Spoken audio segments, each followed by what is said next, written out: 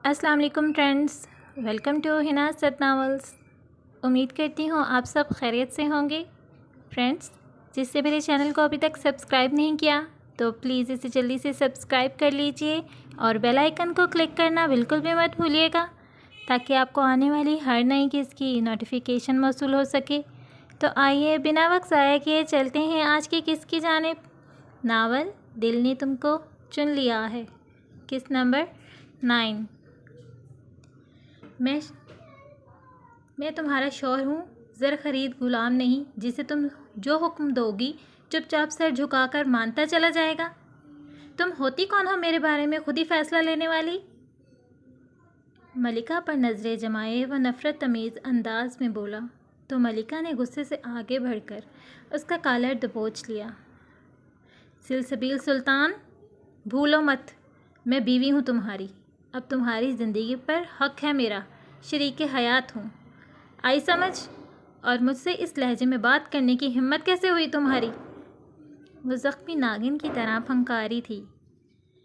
अपने हाथों को कंट्रोल करो मलिका, मेरी नरमी को मेरी मजबूरी मत समझना। अभी तो मैंने सिर्फ ज़ुबान खोली है, तुम्हारी तरह अगर मैंने भी गुस्से में आकर अपने हाथों का अमली मुज़ाहिरा किया तो बर्दाश्त नहीं कर पाओगी। So just behave yourself. उसके हाथ झटकता वो गुस्से से घबराया। दूर खड़ी ज़ाले बेगम मलिका की वालिदा ये सारे मंजर बखूबी देख रही थीं। उनकी आंखों के साथ साथ चेहरे से भी उलझन ज़ाहिर थी। वो कभी सिलसिबिल को देखती तो कभी मलिका की गैर होती हालत देखती। डॉक्टर ने कहा था ना, किसी और औरत से सैंपल लेकर हम प्रोसीजर करवा सकते हैं, तो अब फिर वो क्यों नहीं करवाया तुमने? ख़ुद को मेरी जगह रखकर सोचो, किसी अजनबी औरत से ताल्लुक़ बनाना आसान होता है? तुम नहायत मतलब परस्त औरत हो, जिसके लिए बस अपनी ख्वाहिशात, अपने जज्बात मायने रखते हैं। दुनिया जाए भाड़ में। क्यों मुझे समझने की कोशिश नहीं करती? आखिर मेरे भी कोई जज्बात हैं, मैं भी एक इंसान हूँ, कोई कठपुतली नहीं जिसे जिस तरह से तुम डोर खींचोगी उसी तरफ खींचता चला जाऊँगा। वो मलिका की आंखों में आंखें डाले एक बार बोला तो फिर बोलता ही चला गया। बस सिलसिबिल, बस सुनो अब। मैंने इसलिए किसी दूसरी औरत का सैंपल नहीं लिया कि वह सब हराम होता, नाजायज़ होता। मलिका की बात सुनकर वो ठटका था। इस दुनिया के बाद भी एक दुनिया है जहाँ जाकर सबको हिसाब देना है। मैं इसीलिए तुम्हारी शादी करवा रही हूँ कि हलाल तरीके से बच्चा पैदा हो निकाह के बाद। सिलसिबिल के तने हुए चेहरे के नकूश एकदम ढीले पड़े थे। मैं जानती हूँ सिलसिबिल की ये सब बहुत मुश्किल है, उसे मेरी आखिरी ख्वाहिश समझकर पूरा कर दो प्लीज़। प्लीज़ सुल्तान, इसके बाद कभी कुछ नहीं मांगूंगी। मुझे हमारा बच्चा चाहिए। प्लीज़ मान जाओ दूसरे निकाह के लिए, तुम्हें मेरी कसम। वो फूट फूट कर रोते हुए उसके सीने से आन लगी और अपनी दोनों बाजू उसकी कमर के गिर्द हमायल कर दिए। सदा का नर्म दिल रखने वाले सिलसिबिल सुल्तान का दिल पसीज गया था। वो किसी को रोते हुए बर्दाश्त नहीं कर सकता था। एक बार फिर वो रहम दिल इंसान अपने जज्बात कुर्बान करने को तैयार हो गया था, जैसे हमेशा करता आया था। हज़रत अली रज़ी अल्लाह अन्हु ने फरमाया, ख़याल रखना तुम्हारी वजह से किसी की आंखें नम ना हों, क्योंकि तुम्हें उसके हर आंसू का हिसाब देना होगा।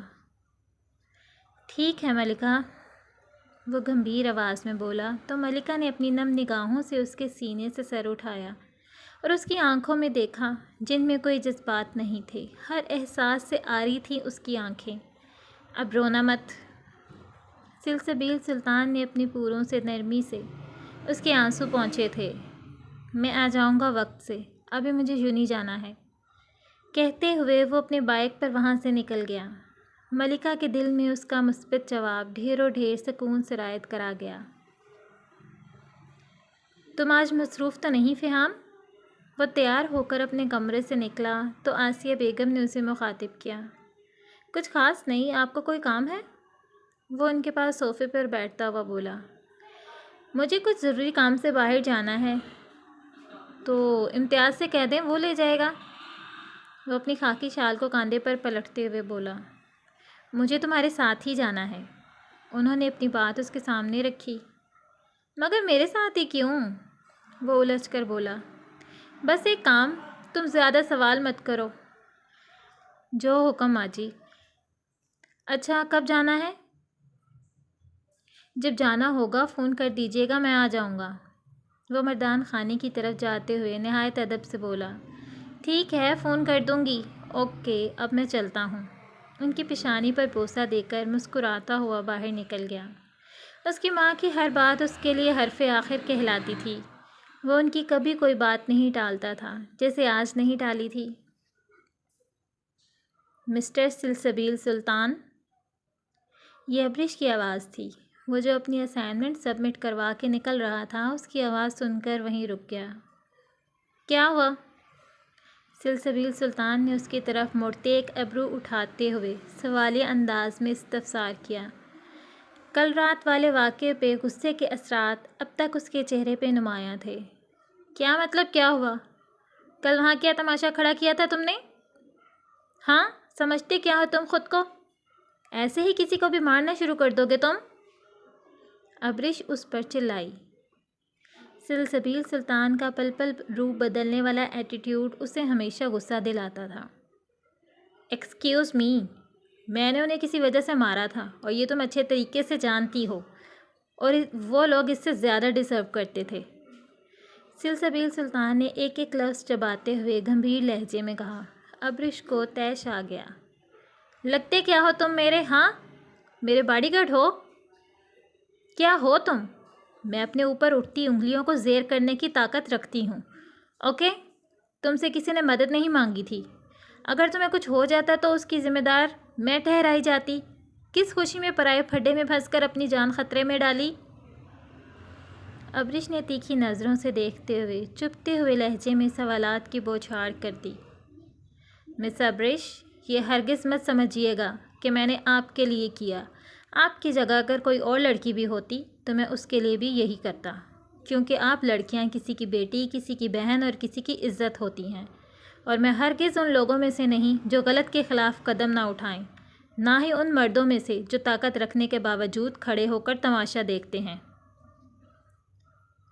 اور آپ، جانتا ہوں آپ میں بہت ہمت ہے، میرے سامنے تو بہت پٹر پٹر زبان چلتی ہے۔ تب کیا ہو گیا تھا؟ سانپ سوکھ گیا تھا آپ کو؟ جس طرح ابریش نے اسے مسٹر اور اجنبی پن سے مخاطب کیا تھا، سلسبیل سلطان نے بھی فوراً اس کا بدلہ چکانے کو اسی کے انداز میں غراتے ہوئے کہا تھا۔ غصے سے اس کی رگیں تن گئی تھیں، آنکھیں غصے سے لال ہو چکی تھیں۔ وہ یہ کہہ کر آگے بڑھ گیا۔ کچھ یاد آنے پر واپس آیا اور ابریش کی آنکھوں میں آنکھیں ڈال کر سرد لہجے میں اس سے مخاطب ہوا۔ اور میں آپ کا کیا لگتا ہوں، یہ بہت جلد آپ کو پتہ چل جائے گا۔ Just wait and watch. اور یہ کہتے ہی ایگزٹ وے سے باہر چلا گیا، اور ابریش وہیں کھڑی اس کے کہے ہوئے الفاظ کا مطلب سمجھنے کی کوشش کرنے لگی۔ کس چیز کی شاپنگ کرنی ہے آپ کو؟ وہ گاڑی کی سپیڈ بڑھاتا ہوا بولا۔ کس چیز کی نہیں، دعا کے لیے شاپنگ کرنی ہے۔ آسیہ بیگم نے مسکرا کر اسے دیکھا تو الجھ کر انہیں دیکھنے لگا۔ اس کے لیے کیوں شاپنگ کرنی ہے؟ تمہاری شادی کے لیے ولیمے پر سب آئیں گے تو اپنی حیثیت کے مطابق زمانے کو دکھانا نہیں؟ اوہ، تو آپ اسے شو پیس بنانا چاہتی ہیں؟ اس کا انداز طنزیہ تھا۔ کیوں بھلا؟ میں کیوں اپنی بچی کو شو پیس بناؤں گی؟ وہ جلدی سے شاطرانہ انداز میں بولی۔ وہ اس ماحول میں شو پیس ہی لگے گی۔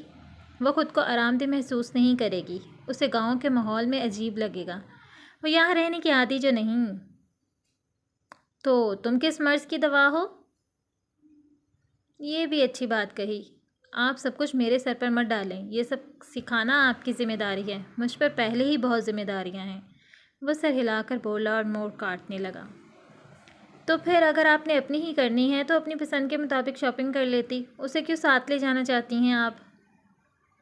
میں چاہتی ہوں وہ اپنی ساری خواہشوں کو پورا کرے۔ بھئی لڑکیوں کے 100 ارمان ہوتے ہیں اپنی شادی پر اپنی پسند کی چیزیں لینے کے۔ اب تمہارے چچا کی تو حیثیت نہیں اسے اس کی پسند کی چیزیں دلانے کی، تو سوچا میں بھی تو اس کی ماں ہی ہوں، تو کیوں نہ میں اس کے ارمان پورے کر دوں۔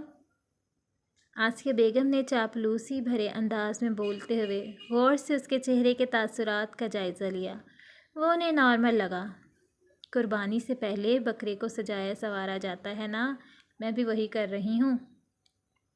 یہ الفاظ انہوں نے خود ہی سے مخاطب ہوئے دل میں کہے۔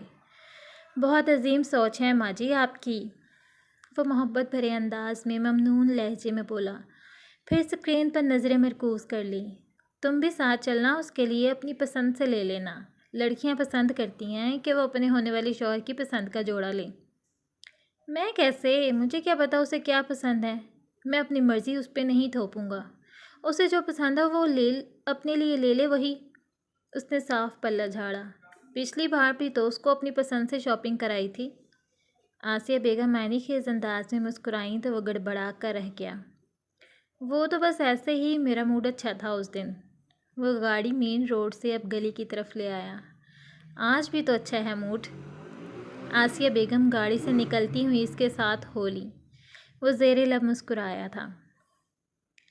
دعا پی، آپ کو امی بلا رہی ہیں اپنے کمرے میں۔ وہ اسکول سے واپس آ چکی تھی، کھانے سے فارغ ہو کر کوئی کتاب پڑھ رہی تھی جب سمرہ اس کی چھوٹی بہن نے آ کر کہا، جی امی جان آپ نے بلایا؟ وہ ان کے کمرے میں داخل ہوتے ہوئے بولی، یہاں میرے پاس آ کر بیٹھو۔ سبینہ نے اپنے قریب اس کے لیے جگہ بنائی اور بولی تو وہ ان کے پاس جا کر بیٹھ گئی۔ ساجد شیرازی بھی وہیں پر بیٹھ کر اخبار پڑھ رہے تھے۔ تمہاری تائیں امی آ رہی ہیں شادی کی شاپنگ کے لیے، کہہ رہی ہیں تمہاری پسند سے ولیمے کا جوڑا اور کچھ ضروری چیزیں لینی ہیں۔ میں کیسے امی؟ وہ جز بجز ہو کر بولی، کیسے منع کروں میں انہیں، اب تو وہ لوگ راستے میں ہوں گے۔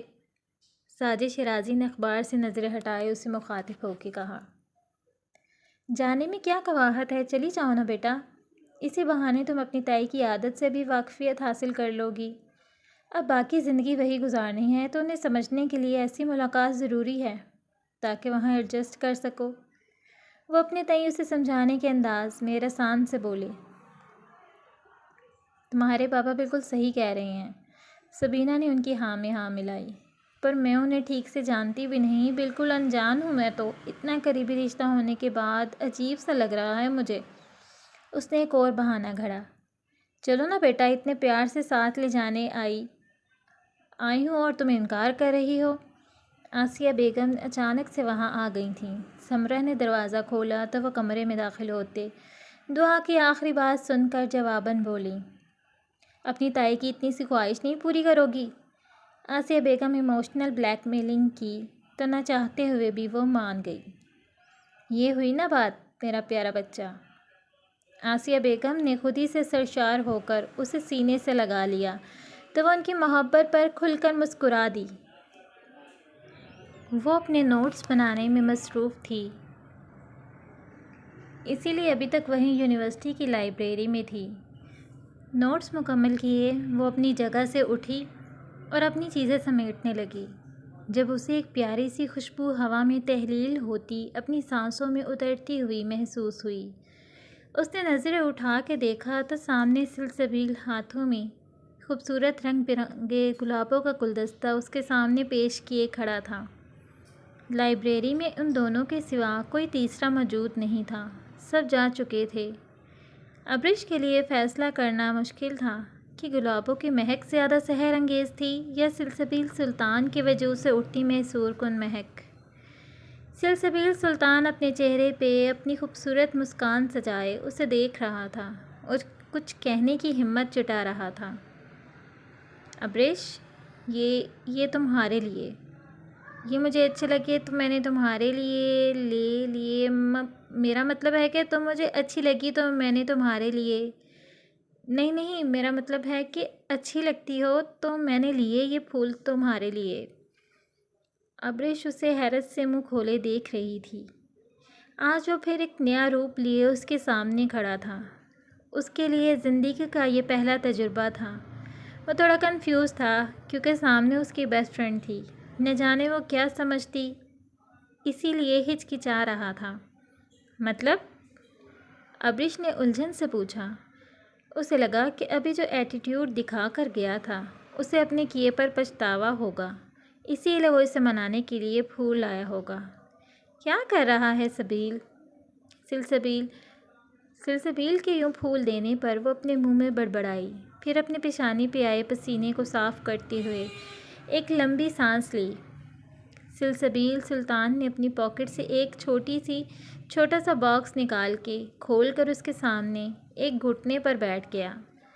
اب سلسبیل سلطان کے ایک ہاتھ میں پھولوں کا گلدستہ اور دوسرے ہاتھ میں باکس میں موجود خوبصورت جگمگاتی ہوئی نازک سی ڈائمنڈ رنگ تھی، اور وہ ایک گھٹنے پر بیٹھا اب ابریش سے کہہ رہا تھا، ابریش، میں سلسبیل سلطان اپنے پورے ہوش و حواس میں اللہ کو حاضر ناظر جان کے اپنے دل سے اقرار کرتا ہوں that I love you from the deepest core of my heart and soul. You and only you are the reason behind my happiness. You have become my everything and I want you to be mine. I want you to be my life. I want you to be my wife. I want to give you all the wholes of my heart and my life. میں پہلے سوچتا تھا کہ دنیا میں دیکھنے لائق سب سے خوبصورت منظر کیا ہوگا۔ میں نے اس کھوج میں اپنے ذہن میں خوبصورت چیزوں کی ایک فہرست بنا رکھی تھی۔ میری اس خوبصورت نظاروں کی فہرست میں ایک سرسبز ہری بھری وادی، سفید برف پوش پہاڑ، چٹانوں کے درمیان سے بہتا ہوا ندی کا صاف پانی، گھونسلہ بنانے کے لیے چونچ میں تنکا دبائے اٹھتی ہوئی خوبصورت چڑیا جیسے دلکش مناظر شامل تھے۔ پر جب میں نے تمہاری آنکھوں کے اندر معصومیت بھری دنیا کو دیکھا، اس کے نظارے اس دنیا سے کہیں زیادہ خوبصورت تھے۔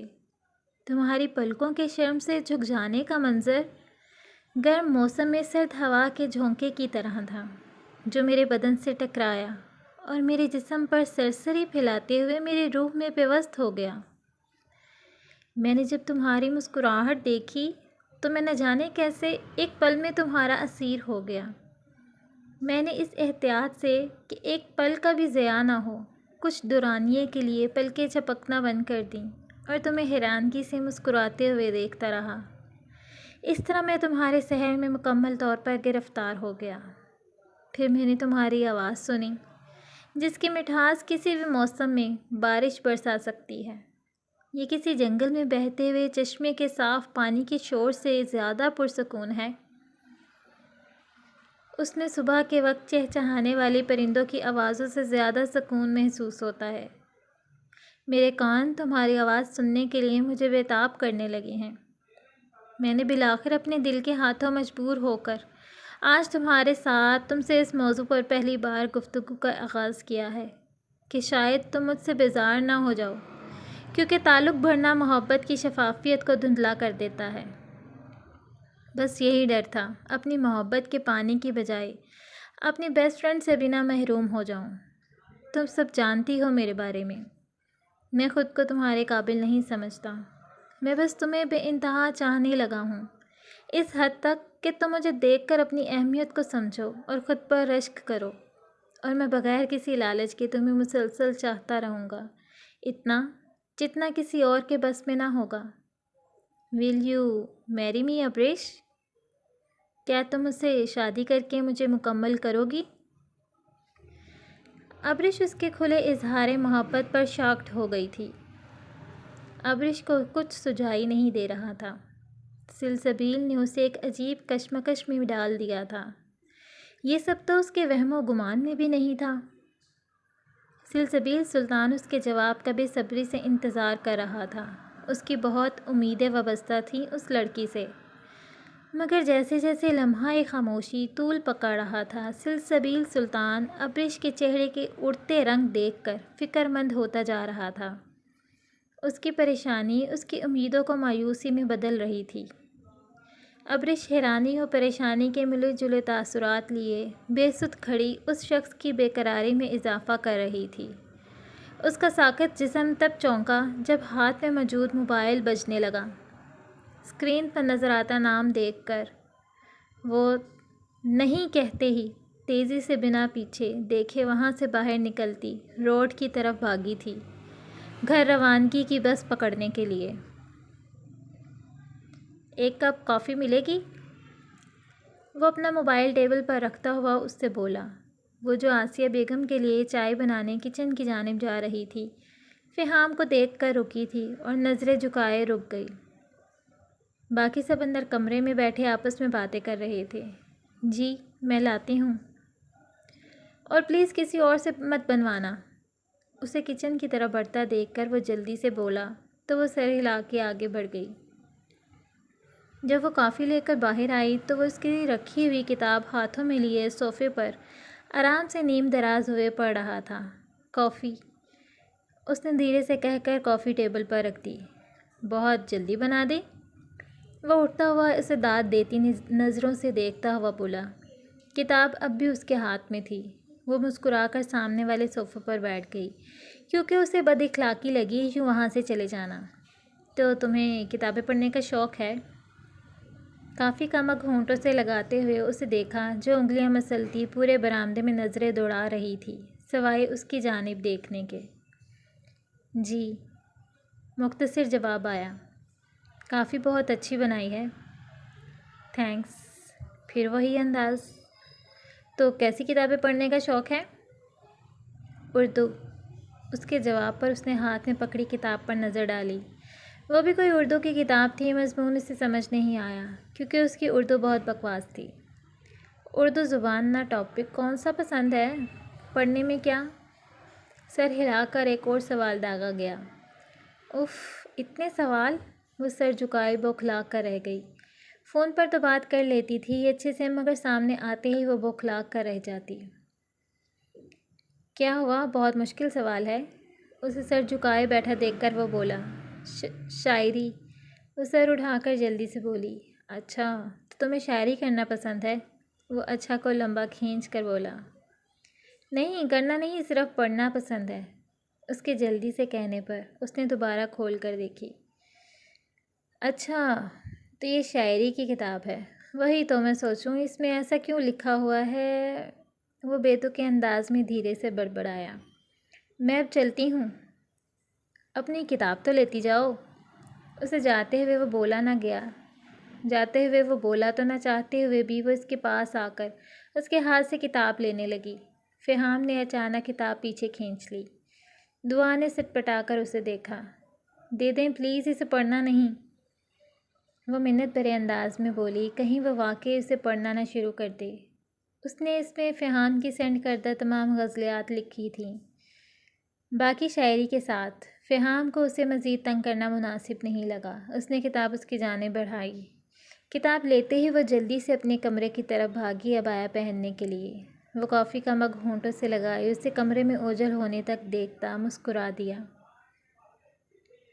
تو ڈیئر ریڈرز، کیسی لگی آپ کو آج کی قسط؟ کمنٹ سیکشن میں اپنی رائے سے ضرور نوازیے گا۔ آپ کی ادنا سی رائٹر ہناست۔ اپنا بہت سا خیال رکھیے گا۔ انشاءاللہ جلدی ملتے ہیں نیکسٹ قسط کے ساتھ۔ اللہ حافظ۔ آج میں بہت زیادہ تھک گئی تھی اور وائس ریکارڈنگ بھی اچھی نہیں ہوئی۔ اب مجھے سمجھ نہیں آ رہا تھا میں کیا پڑھ رہی ہوں اور کیا لکھا ہوا ہے، کچھ سمجھ نہیں آ رہا تھا مجھے۔ تو جیسی بھی ہوئی ہے اسے قبول کیجیے۔ آج آئندہ کوشش کروں گی اچھی سی کروں۔ میں پڑھ کچھ رہی تھی اور پڑھا کچھ جا رہا تھا، پر ابھی میرا تھک گئی تھی میں بہت زیادہ آج۔ تو معذرت قبول کیجیے، اپنی دعاؤں میں یاد رکھیے گا۔